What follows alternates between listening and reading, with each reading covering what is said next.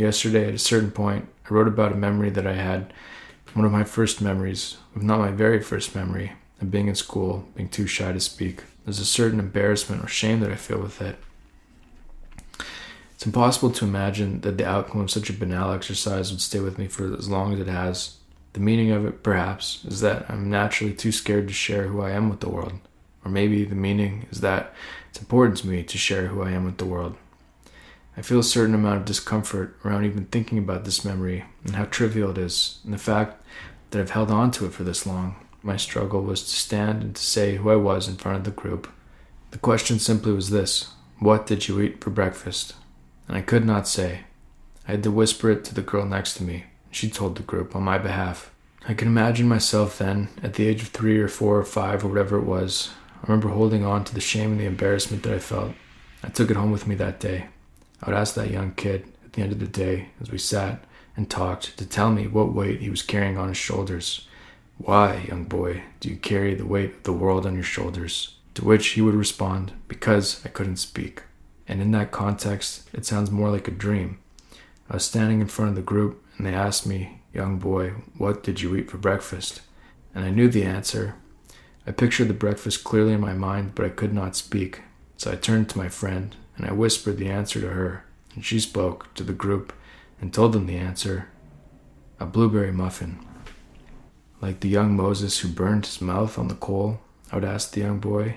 Yes, he would say. Yes, like the young Moses who burned his mouth on the coal. But there was no coal or burn.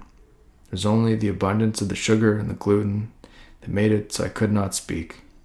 But young boy, do you remember why Moses, a boy of your age, ate the coal? And the boy responded, no, I do not.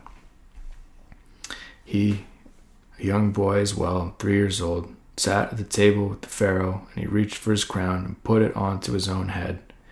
Those who sat at the table saw that perhaps the premonition was true, that perhaps he would one day destroy the entire kingdom, and so they would test the boy to see if he had acted intentionally. They would see what he would reach for, a precious stone or a burning piece of coal. And the angel then moved the boy's hand so that he would pick the coal and show them that he did not take the crown intentionally, that he would not one day destroy their kingdom. And from then, Moses could not speak well, and so others would speak for him. Was I innocent then? The young boy asked me. Did an angel come to cover my mouth so that I could not speak? The young boy asked me. I was unsure what to tell him, but I could see that he had seen himself in this ancient story, that maybe this inability to speak, this friction that had been put in front of him, the same friction that his father knew, that friction would guide him. And without it, there would be no path to carve out. I suppose then, young boy, I will thank you for carrying the weight all of this time, that heavy crown that you stole. I will say, it is time now to rest it down here. Leave it here on the ground.